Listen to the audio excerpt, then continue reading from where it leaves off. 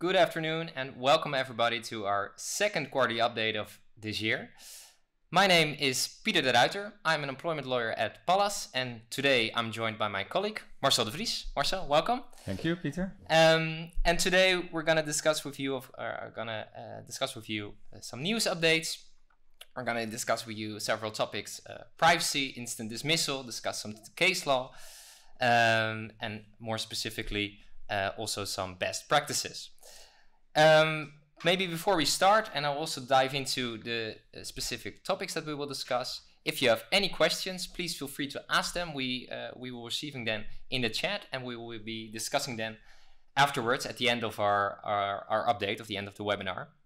But please feel free to give us any questions you have.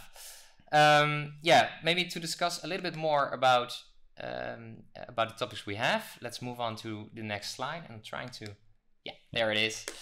So Marcel will start with explaining a little bit more from a recent letter from the Minister of Social Affairs and Employment about some plans to reform the Dutch labor market. After that, I will give a short update on different legislation proposals, one regarding the availability of an employee outside of regular working hours. I will also provide an update on new rules regarding non-compete clauses, or at least proposals in that respect, and also give an update on the Work Where You Want Act. So for now, we'll give the word to Marcel, so you can proceed. Thank you. Yeah. All right. Thank you very much, Peter, for the introduction. And actually, the first topic that I would like to address is indeed actual changes that have been proposed by our government, and that relates actually to our the developments in the labor market. So we've had quite some researches about developments in the labor market, and this whole labor market reform is under discussion for quite a while. And basically, based on these research, the conclusion is that the flexibilization of our labor market has gone much too far. And it also has a great impact on especially the flexible employees, the on-call workers, for instance, but also the self-employed persons. And that has resulted in a recent letter from April from our Minister of Social Affairs and Employment, which has been sent to our House of Representatives, actually our lower house, proposing measures to ensure that working people, so not only employees but also the self-employed persons, have more certainty about their income, their work schedule, and also the self-employed persons, the freelancers, to say so, are better protected. So it's not only about employees, also in the letter it becomes very clear that the government does see the interest for companies to remain agile. But they say, this should not be to the disadvantage of this special group of employees. The most important changes, I will discuss them now. And with discussing these changes, please bear in mind, it's not legislation at the moment. So these are actually measures which will be incorporated in legislative proposals. And they are expected to be in internet consultation form this summer. Then they would need to be sent, of course, to our lower house and also to the Senate. So it's likely that this is more legislation to expect in 2024. But we're still convinced that these changes may come also because, and this has already been discussed with both trade unions and employers' organizations. So there is a quite good basis to expect that this also may become law. All right, let's start with the first one, and that relates to on-call contracts. So at this moment, we still have the possibility to offer 0-hour contracts and min-max contracts to flexible workers. And that is actually something they would like to adjust. Because the government understands the need for flexibility, but again, this should not be at the sacrifice of security of the employees. So what will be in place? So instead of 0-hour contracts and min-max contracts, which are no longer possible if this becomes law, there will be a base contract which will be offered to the employee. And this base contract should contain a minimum number of working hours that the employee is employed. And in addition, that also means that employees should then also be available for up to 30% extra hours as a max. So just to give you an example, if there will be an employment contract for 10 hours a week, then you may expect the employee to be available for 13 hours a week, so the 30% on top. And outside that range, that's the downside of it, that also means that the employee is not obliged or cannot be obliged to work extra hours. So that's also more the protection of the flexible worker, and that this will also give this individual the possibility to have another side job, for instance, or work for another employer elsewhere.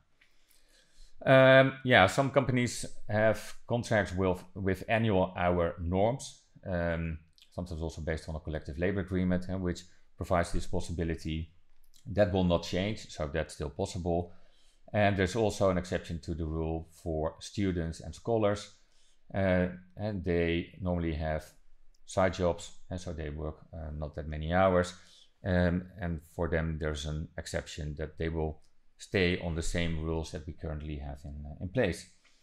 So then what will happen if an employee works structurally more than the number of hours which are stated in the base contract?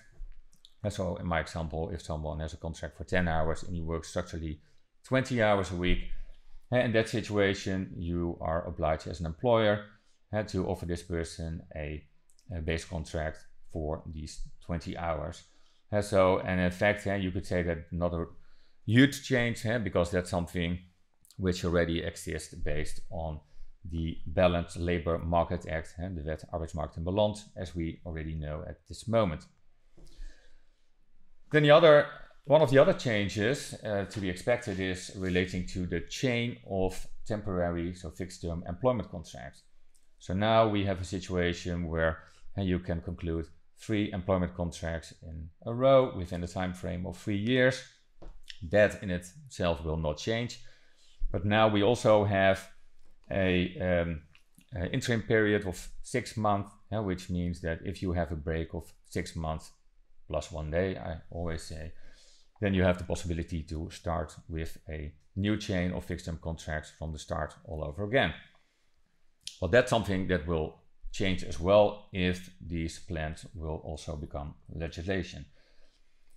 So what will become the new situation, that there will be some kind of administrative term of 5 years in place, and that means actually that there needs to be a break of 5 years between fixed term contracts in order to have the chance to have a new start of a new chain of fixed term contracts. And so that's something to take into account, which does have an impact, of course, on your workforce and also the possibility to work with fixed term contracts as such. So that's something to take into account. Does it also apply to scholars and students? No, there's also an exception for them that will not apply to them. And there's also at this moment still an option to deviate from this by collective labor agreement. Well, that's also something that will change. So there's no possibility anymore to come to another agreement based on a collective labor agreement that applies to your company, if any. So also this is not a measure in order to ensure that there will be more certainty for flexible workers, since they are in a weaker position based on, again, the thoughts of the government on the labor market. Then another one, which is also interesting, and that relates to reintegration of sick employees. And this is a measure which will apply to smaller employees, so that means smaller companies, I should say, and that means companies with up to 100 staff members.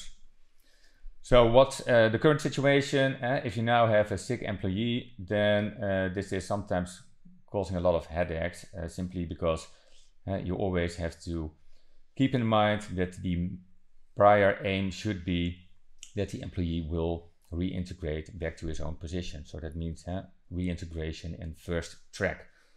And even after 1 year, UWV is still expecting you to keep an eye also on the possibilities to have a reintegration back in track 1, to say so, even if you already started at track 2 reintegration with another place outside the company. And especially for the smaller companies, that's quite a it's quite a burden actually, because it also means that it's very difficult to replace a person, because you are still in uncertainty whether or not this employee who is sick will return in this position. What will change is that you can agree with the individuals, with the employee, that after 1 year, the first track reintegration will no longer be on the table. So second track is still possible, but that you agree that the employee will not return after a year of reintegration back to track 1 and reintegration in his own position. So that also gives you more clarity to already anticipate on that. That's the whole background of this. If you do not come to an agreement with the individual, then you can still go to UWV and ask for a decision of UWV whether you should continue with the first track reintegration. And in this assessment, UWV will take into account whether this is still feasible, and they're going to look at whether continuation is, well, still to be reasonable and expected in his own original position. This does not affect, that's also important to mention, the payment obligation that you have. So you still have the obligation to pay the salary for 2 years. So that in itself will not be impacted. And after 2 years, that's also something which already is possible at this stage. You have the possibility to try to terminate the employment contract after 2 years of sickness. And that in itself will also not change. And then of course you have to meet certain requirements. For instance, that's not likely to expect that the employee will recover in 6 months after the 2 year time frame has elapsed. Then I'm trying to move on to the next one. Yeah, that's also working. One of the other changes to be expected is that there will be a crisis staff retention scheme. And so actually this is all based on the situation that we recently had, or quite recently, with COVID, of course, that in the situation that there is a crisis, which is actually outside the company's risk, that you can still try to keep your employees on board. So there will be now a new scheme, which is actually the plan to be implemented. So no longer based on the current now scheme, as you may know from the COVID situation. But this is a more structural element that will be introduced for future. And it also means that, for instance, as a company, you have the possibility to temporarily allow employees to do other work within the company for a period of maximum 6 months, or to temporarily agree also that employees will make less working hours while still have the possibility that they can keep their unemployment benefit rights, so that these will not be affected. At least in that situation, based on the scheme as it is presented now, 80% of the salary must be paid in that situation. And the total pay should not drop more than 10%. And the minimum wage is always the absolute lower minimum. Well, and if you make use of this scheme, if you opt for that as an employer, then you can also apply for compensation for an allowance of 60% of the wage cost for the hours that have not been worked by the employees involved in the crisis situation. If you are going to opt for the scheme, then you also need to involve the Works Council. So that's all something that will be addressed in that legislative proposal, and to inform the trade unions. So that's also an interesting development to take into account. Then the last one for now is a brief one to mention that relates to the self-employed persons. Self-employed persons are obliged to take out a disability insurance, and public insurance for them will only be subject to a 1-year waiting period. So if you want to fall back on the public scheme, you have to wait for a period of 1 year. And as a result, you need to insure yourself to bridge this 1-year period. And so that will be actually something which is mandatory. At this moment, that's not the case. So that may have an impact on the position of the self-employed persons. And the idea is also that it will be something which is affordable for the self-employed persons, because otherwise, the support would also not be expected from the organizations which were also at the discussion tables in the past month. So that's again part of changes which are still in the pipeline. So no legislation yet, but definitely something which has the support of employers' organizations, of trade unions. So it is something to take seriously, and of course we will also keep an eye on that for you in the next month. Then we also have a poll question. So we also would like to know what your ideas are about, well, at least a topic that relates to the 0-hour contracts and the min-max contracts. So the poll question that we will discuss, and after we receive the feedback from the results, is actually that we would like to know whether a ban on 0-hour contracts and min-max contracts, whether that will seriously disrupt your business. So please let us know whether that will be a yes or no, and you can cast your vote for that. And we will come back later with another poll question and then also discuss the results of that. All right, Peter, I will give the floor back to you with some other news updates. Thank you, Marcel. I just memorized all the rules and now they're changing it again. So yeah, it's always busy. Yeah, it's always busy. No, I'm gonna further discuss some initiatives for also some legislative proposals. And the first one is an initiative from one of the parties from Dutch Parliament, from Dutch House of Representatives, and that is about having a conversation regarding availability, the reachability of an employee outside of his or her usual working hours. And the name of the proposal is already quite specific about what the proposal entails and what the proposers want. And the reasoning behind this proposal is that the proposers say, we note within the Dutch society that there is often an obligation, or not a strict obligation, but that employees are required to remain available outside of the usual working hours. We all have a phone, we all have to remain available, and that increases work stress or psychosocial workload, and I call it stress, but you can name it as you want.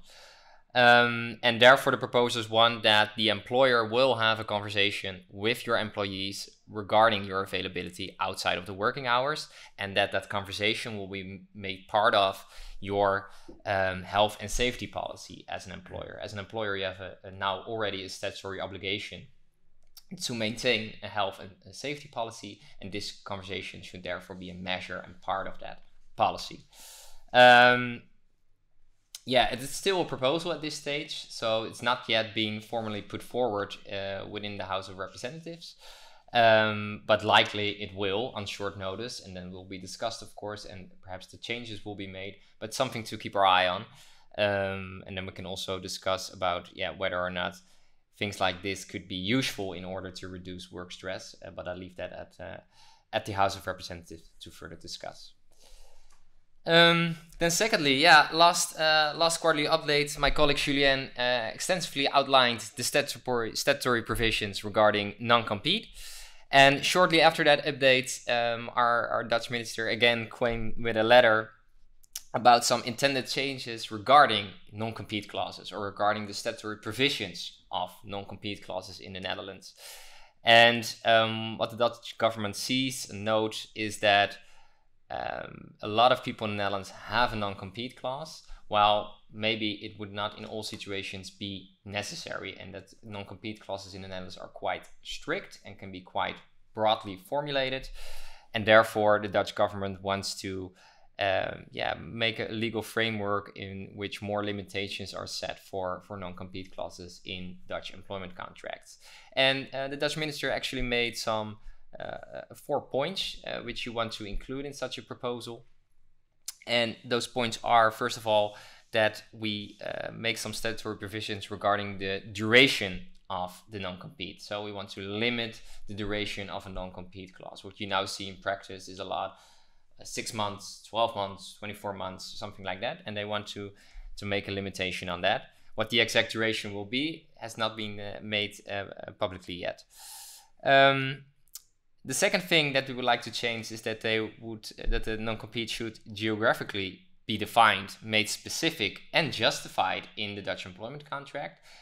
So you as employer will need to motivate why a non-compete clause, for example, would only be applicable in the Netherlands or in Europe or in 30 kilometers around the city in which the employer is located, for example, or also something that they want to have included in a non-compete clause.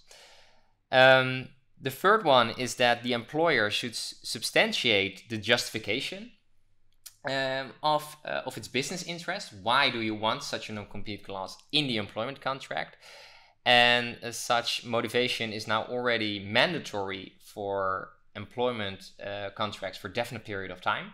And they also now want to include that in a contract for indefinite period of time. And the last one, last but not least, and I think also the most special one or the most important one, is that they want to propose that the employer should pay a compensation if it wants to hold an employee to a non-compete clause, which could be quite a deal breaker, because now it's quite easy for an employer to say, I want to maintain the non-compete clause, I'm not going to waive it. But if you now want to hold an employee or uphold a non-compete clause, then you should pay the employee a compensation for that. What that compensation would be, they're referring to a percentage of the last earned salary of the employee, and what the amount of percentage would be, that's not made known yet, but we'll have to wait and see. So yeah, quite something, some groundbreaking new changes for non-compete. Yet again, it's still an intention for legislation. So again, no formal submission has been made to the House of Representatives, but we expect that on very short notice, and then likely it will be treated by the House of Representatives, and we'll have to wait and see if this would uphold. But we'll of course keep an eye on that. Then for the last update is regarding the Work Where You Want Act. And I think we already discussed that act here a couple of times. And I'm just going to quickly run through what the reasoning is behind the act. And that's more about the request an employee can make to change where he works. And usually you would work from an office, and you can put in a request to work, for example, from home or from your home abroad or something like that. And currently, an employer can quite easily say, no, I'm going to deny that request without motivating such a deny. And with this new act, the employer will need to make a weighing of interest between his interest as employer and the interest of the employee, and take into account, we call that the standard of reasonable and fairness. So you will have to look at both sides, make a weighing of interest, and based on that decision, you can say, okay, I can deny that request, or I will need to grant that. That's of course quite conceptual. So what can be employee interest? For example, your well-being, personal situation, someone that lives far from the office and wants the flexibility to not drive to the office every day, for example. But also flexibility in combination with caretaking, children, elderly people, etc. Interest of the employer could, for example, be the preservation of social cohesion on the work floor. If everybody would work from home, then we are not seeing each other. There will be no cohesion between teams. Another, I think, good interest of the employer will be if your your location is related to your work. So if you're a production worker, it will be very hard to do that, of course, from home. So that's more or less what that act entails. And I have to say with that also, of course, that it is about a request to change your home address within the borders of the European Union. When this proposal initially came, we got a lot of questions from employers that said, yeah, can now my employees say, I want to work from South Africa for 3 months, and you cannot just deny that request with reference to this proposal. This act is not meant for that situation. It is about people that have their home from another country and want to move there and want to work from there. Or it would be the office location of the employer in another country than the Netherlands within the European Union. So for that situation, this proposal is meant. But very quickly, it's currently already adopted by the House of Representatives, and it now lies with the Dutch Senate, Eerste Kamer, and they expect to handle this act before summer recess, so before the end of this month. So assuming that they will adopt, also the Dutch Senate will also adopt this act, likely this act will enter into force before the end of the year. So it can already be that you receive some requests from employees based on this new act before the end of the year, but we have to wait and see. So I think those were for now these updates and all the news updates we had on proposals and those kind of things. So I'm gonna move on and give the clicker back to you, Marcel. Yeah, let's move on. Discuss a little bit more about privacy. Thank you. Yeah, let's move on to case law. And the first, I think, interesting case law that I would like to discuss relates indeed to privacy. It's a decision of the Amsterdam Court of Appeal, quite recently, March this year. Just a brief outline of the facts. An employee on board of an employer who had some private issues. He broke with his parents, and there was also a sexual abuse, at least that he claimed, of his parents in his childhood. And for that reason, he also mentioned explicitly to his employer, they are still trying to be in touch with me, they're actually stalking me, and so I don't want to have any contact with them, so please respect that. And so if they reach out to you, I don't want to see that you're cooperating on that, because I don't want to be in touch with them at all. So what happened? Actually, the spouse of the director of the company, the employer, did have a request for contact with the father of the employee. Initially, she held it off, and then at a certain moment, she did reach out to him, and there was a contact via LinkedIn. And she also asked questions to the father about the health situation of the employee. And so she did ask whether he has been in contact with a psychologist. She asked questions whether he has been in hospital in the past. So that was quite seriously, actually, to see what kind of information she was asking for.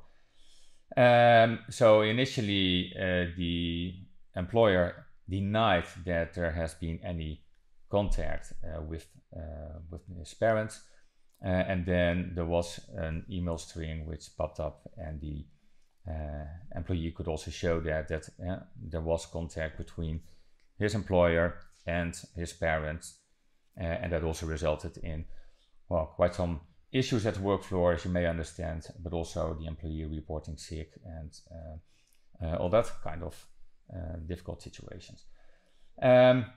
Well, in this situation, the employee filed a complaint regarding violation of his privacy with his employer, and they also came in a mediation without any result, and the employer decided to ask for termination of the employment contract on the basis of a disturbed employment relation. Well, this is a brief outline of the facts, and then we have a decision of the Court of Appeal, And the interesting part is, of course, that this is something which is actually a private thing, which has an impact also on the work floor and the work situation as such.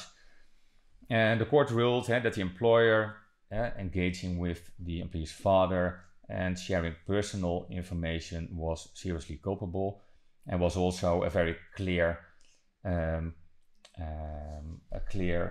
breach of the privacy of the employee. And especially also since the employee has reported that he doesn't want to have any contact at all, avoid any contact with my parents, and they did not, and they even lied about that. And that was also something which was considered to be very seriously by the Court of Appeal in this situation. So by doing so being in breach of the privacy and not respecting the private life of the individual as they should, also based on the European Convention on Human Rights that we have, of course, the court considered this to be seriously culpable behavior of the employer. And that also resulted in not only the obligation to pay the transition payment, but also a fair compensation on top of that of 60,000 euros. And that is actually based on a calculation where the court said, okay, we expect that normally if this would have not happened, the employment contract would have lasted for another 15 months. That's our expectation. So that's the damage that you will have, but you will be able to claim some social security benefits. So that's something we will deduct from that. So based on that, they came to a fair compensation, which was still quite significant, of 60K. So this privacy case also shows that it's important to see what's the impact of a breach of privacy also in the work relation. And then also good to see what is case law on European level. So there's also a recent decision, a very recent decision of the European Court of Justice about privacy, which states that we have in our national legislation also a rule which says there is a basis for claiming damages if there is a breach of the Dutch GDPR rules, to say so. But if there is such a breach, the European Court has also decided now that that in itself, so this sole violation of GDPR does in itself not give an entitlement to claim and to receive damages. In order to be eligible to receive damages, there are 3 cumulative conditions which apply. First of all, there needs to be, of course, a violation of the GDPR. The second one is that there should be damage, that could be material or immaterial damage, and that element is actually interpreted quite broadly, we can say. And in addition to that, and that's also a very important one, that there should be a cause connection between the damage on one hand and the breach of GDPR rules at the other hand. And so it's not that easy to say so, to claim damages, because we have strict requirements to take into account. And so that's something to take into account. But bringing back the link to the work relation and also the case that we just discussed, in labor law cases, in the Netherlands at least, there is more room for the court to take into account all circumstances in determining whether a fair compensation should be granted. And one of them is, of course, also how the employer has acted in relation to the privacy, which is, of course, a key element for the employee to take that aspect also into account. And that also resulted in this case to quite a large fair compensation that has been granted to the individual. All right, let's move on to some other case law, and that's about instant dismissal. Yeah. And that's something you are going to discuss, I think. Yeah, thank you. Yeah.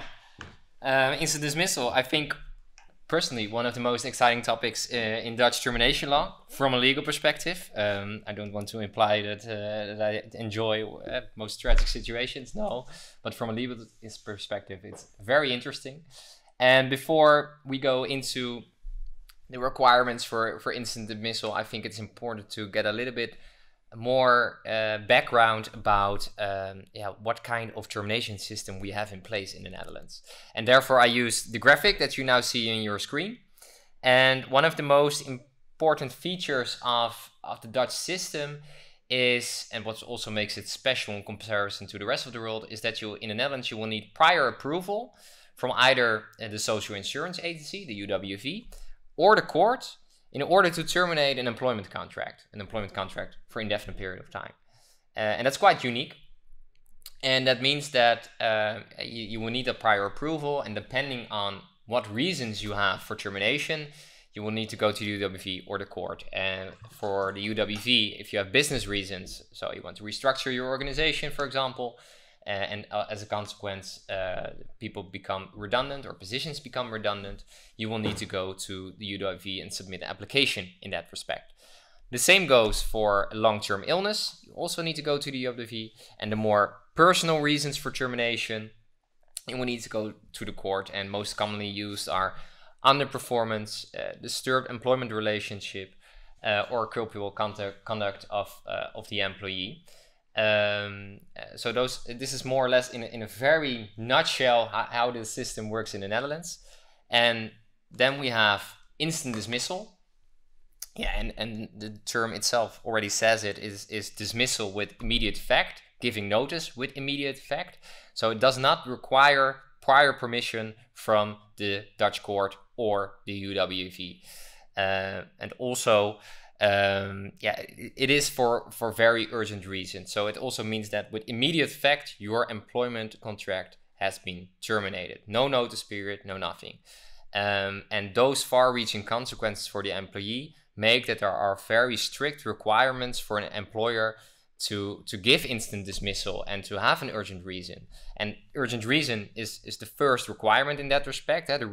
I stated valid if reason is really urgent, to again emphasize the urgency of the reason. In Dutch law, actually, there is a list included what can be assessed as an urgent reason, and we now included some examples: fraud, theft, serious misconduct. But in the assessing that urgent reason, you will need to take into account all circumstances of the case. And that could be, for example, the duration of the employment of the employee, his record. So did he do anything in the past? Was he performing well, etc., etc. All circumstances that can be relevant in the discussion whether or not an urgent reason exists. So that's the first one. Very important one, of course. The second one is, act quickly as employer. The reasoning behind that is that you will need to act quickly as employer once you get to know of the urgent reasons or the acts of the employee that could qualify as an urgent reason. And by acting quickly, you also show as employer that there is indeed an urgent reason. If you are waiting for 2-3 weeks once someone committed fraud, then you already show by yourself, by delaying your decision, that you did not act quickly. So that's also a very important, more or less formal requirement. And if you do not meet that requirement, the court will say, hey, you were not quickly enough as employer to act upon what has happened. And that means that you don't have a valid reason, or you don't have a valid instant dismissal. So that's the second requirement. Also, again, very important one. Then the third one, the simultaneous notification that has to be made to the employee of the summary dismissal and the reasons. And that means that you will need to inform the employee of the urgent reason. What was the urgent reason to dismiss him or her? And of course, you can do that verbally, but we always advise to do that through a resignation letter in which you clearly outline, okay, what were the reasons for instant dismissal? And with this letter, we also give you that instant dismissal, and your employment contract ends with immediate effect, or we give notice with immediate effect. So those, again, are in a nutshell the three most important requirements for instant dismissal. I also included in this slide that hearing and rebuttal are of importance with respect to the employee. So once the act has occurred, so something happened, we always advise to hear the employee and to hear his side of the story. The reason is for that is that you also hear what his reasoning was for how he acted, the circumstances, and that can also relate to the decision. And what I just discussed, you need to make an assessment of all circumstances of the case. That includes also what the employee has to say when confronted with the acts that he made, so that you in the end can make a good decision. And the time you will need to hear an employee, the time that you might need as employer to conduct an investigation, maybe you want to check out the employee's computer, for example, that time is given. So you will need to, on the one hand, act quickly, but on the other hand, you will need to act with care, and we need to make sure that you conduct a full investigation. So yeah, that's more or less the legal framework of instant dismissal. And now I got two cases I want to discuss with you about instant dismissal. And the first one, if my clicker is working, is from the Dutch court in Rotterdam. I'm just gonna try to keep clicking, and in the meantime introduce. Yeah, there it is. It's from the Court of Rotterdam. It's it's from 4 May, so earlier this month, not this month, the month before. And it was about an employee that held a speech at a company party. And the management found that speech inappropriate and offensive, and that company party was partly thrown in the honor of the employee's 25th anniversary with the company. Relations, clients of the company were present at the company party. It was a big party. And he slurred about the communication within the employee. He mocked the employer, and in the end, the employer says, "Okay, we're not going to accept this, and we're going to instantly dismiss you." And the employee says, "No, my speech was considered to be a roast of the employer, in which I humorously want to mock you, and was no intention to offend you." Nevertheless, the employer says, "No, we're sticking with the instant dismissal," and the employee was forced to go to court. So, what does the court find?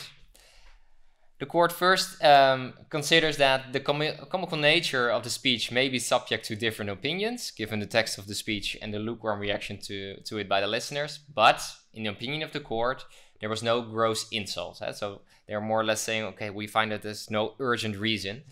And in this respect, we deem important that the employee tried to be funny, and the employee is already employed for more than 25 years. One of the members of management initially complimented the employee with his speech, and the employee made clear by the end of the speech that he liked working for the employer and its clients. And based on this, the court rules, indeed, there is no urgent reason, urgent cause for dismissal.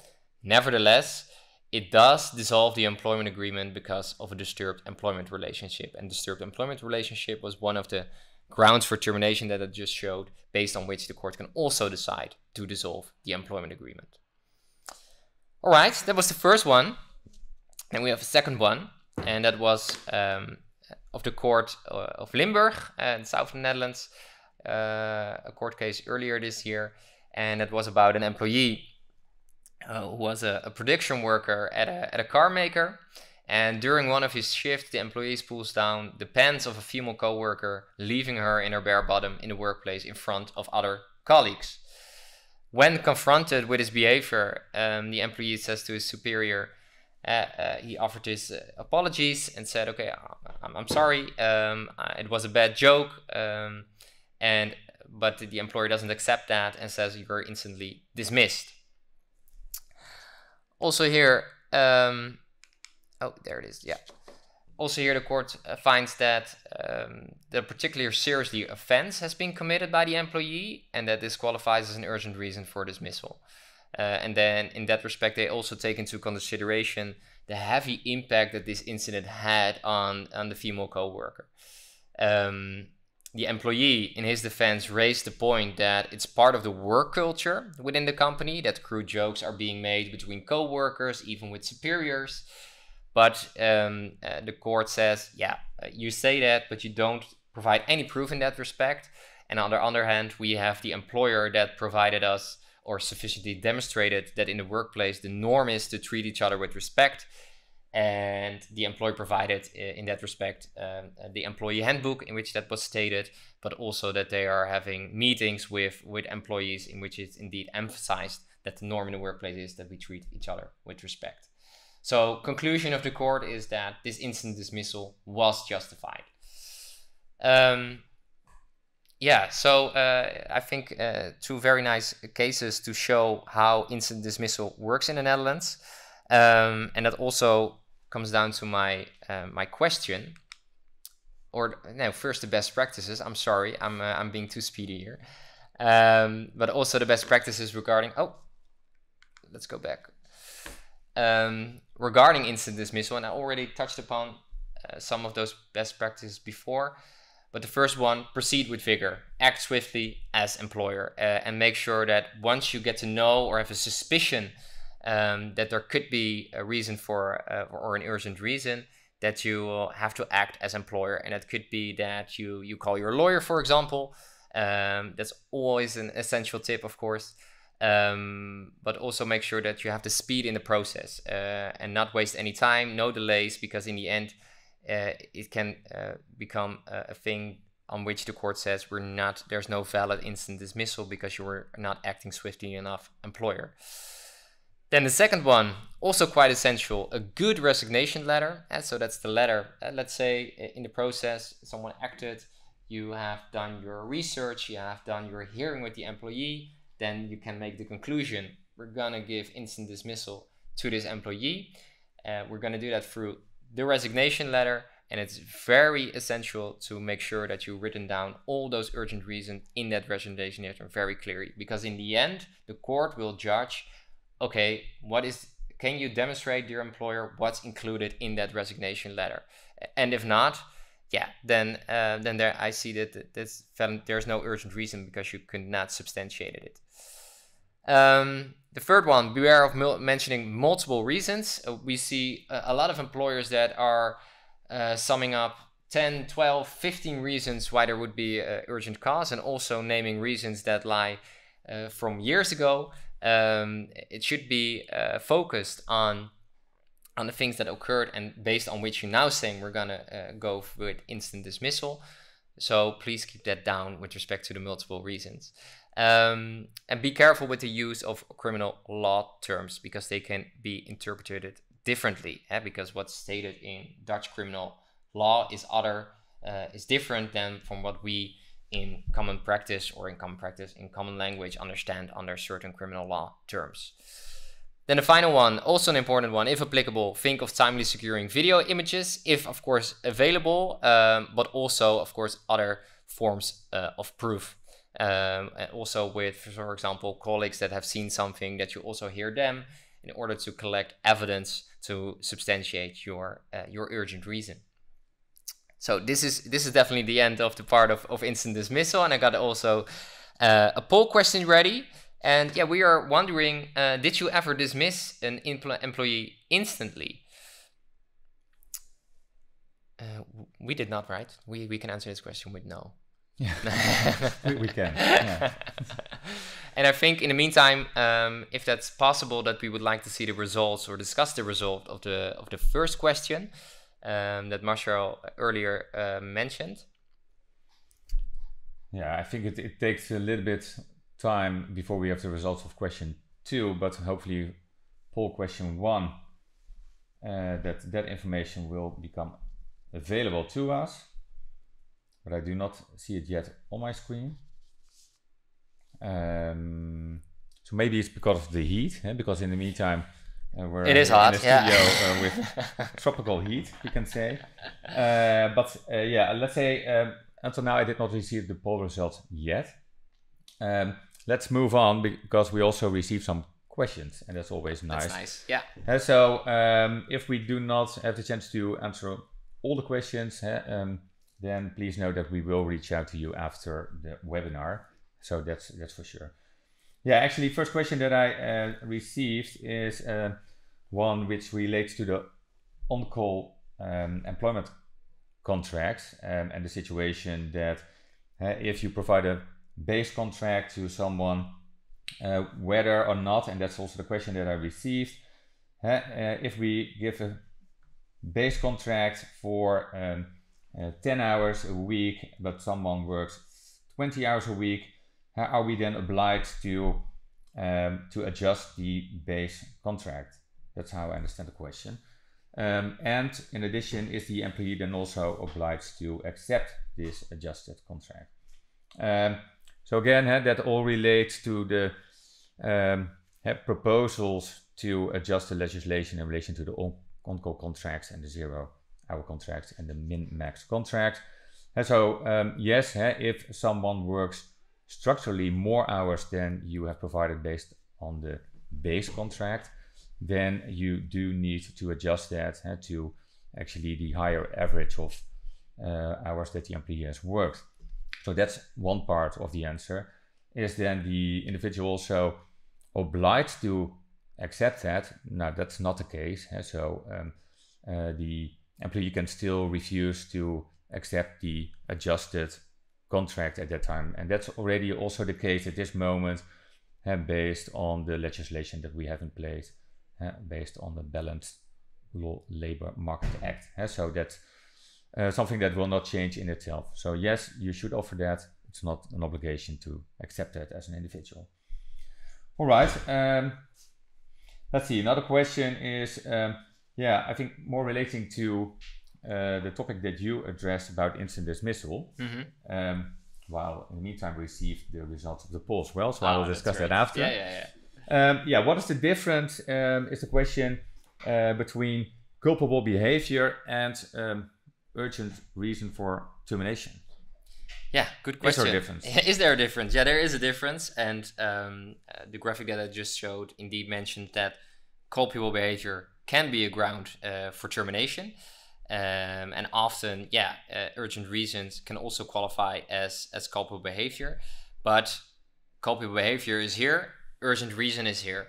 So urgent reason is, you can say seriously culpable behavior. It's quite difficult to mention that, how you can pronounce, or not pronounce, but how you can put that to words in English. But an urgent reason is far more urgent in comparison than a culpable behavior. But as you can see in case law, is that sometimes a judge says, well, I find this not an urgent reason for dismissal, but I do find that the employee acted culpable.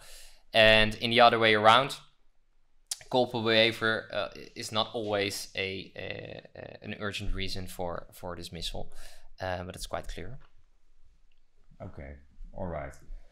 Then the results of the poll, actually. So the first question related to the changes in the flexible working contracts and whether that will seriously disrupt your business. Mm-hmm. Actually, the result of your voting is that 17% says yes, it will. And that also means that 83% says that it will not. So what can we learn from that? So that the majority will not expect that it will have a major impact on their business. And maybe that can also be explained by the fact that at this moment we already have the possibility as an individual as an employee to claim more hours, also based on the legal assumption right, het wettelijke rechtsvermoeden, to claim more hours that you actually worked. And that in itself will also not change. So that will also remain the situation in future. But it may still impact the flexibility for your company to work with on-call workers. That's definitely something we can understand. But the majority, again, does not expect a huge change. All right. Then your poll question, did you ever dismiss an employee instantly? 22% yes, and 78%, that's of course the other result, says no. Okay. So what can we learn from that? That we have very good employers, I think. No, in all seriously, always good to hear that not a lot of you have instantly dismissed an employee. What we see in practice is that some employers are using instant dismissal as a more strategic move. So you could say, okay, there has been transgressive behavior of an employee for which you could find perhaps not an urgent reason, but with the threat of an urgent reason or with the threat of an instant dismissal, we try to work out a settlement with the employee. There are a lot of risk involved in that kinds of process, and we usually would not advise it that way. But it's good to hear that a lot of of the people watching do not have made use of instant dismissal yet. Yeah. All right. Another question is a very practical one. Do we receive the slides after the webinar? The answer is yes. So that's a very easy one to answer. I also see a question from someone, and that is about non-compete. And this question is actually, what does it mean for existing non-compete clauses in the current employment contracts that we have in place? So I think that relates to the topic that you discussed about the changes which may come in legislation regarding non-compete clauses.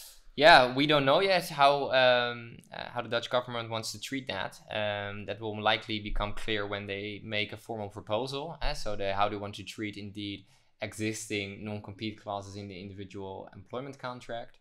But we'll have to wait and see if the Dutch government says, okay, we're going to make, we call it in Dutch overgangsrecht with respect to non-compete clauses.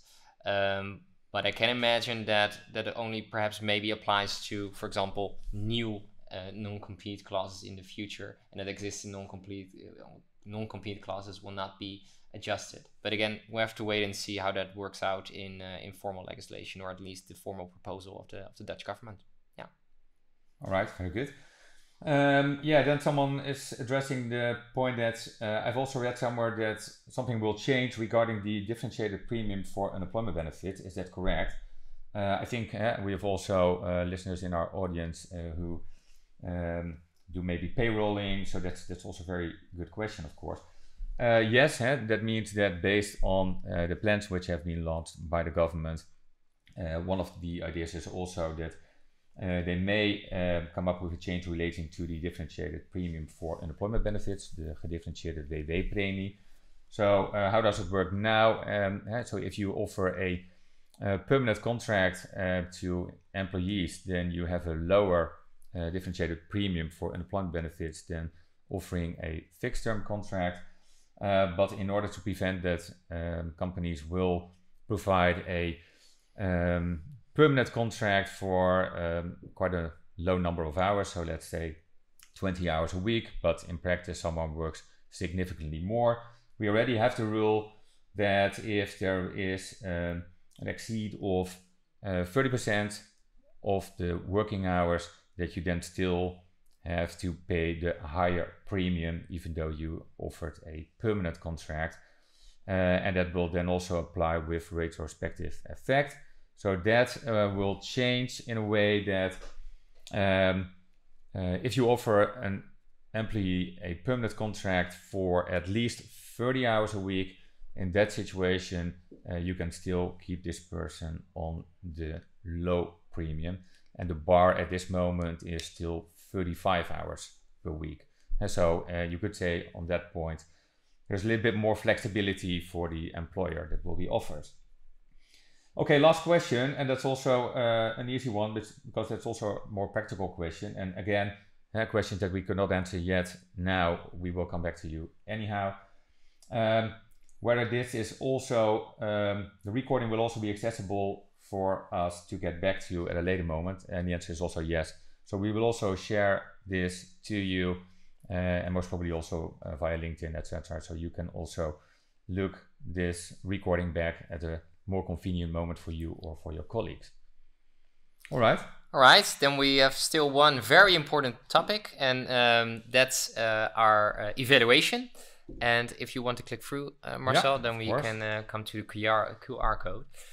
So if you want to see us back, or you do not want to see us back, and then you can let us know in the evaluation. We would highly appreciate if you would fill that in. So, like I said, highly appreciate it if you would fill out the evaluation. It takes about 20 seconds. And please let us know if you have any topics that you would like to see discussed in our next quarterly update. Of course, more than happy to again discuss instant dismissal. I find it very nice to do, but if you have any other topics I can imagine, please let us know. And then finally, also Marshall would like to thank you for watching, and perhaps to see you again.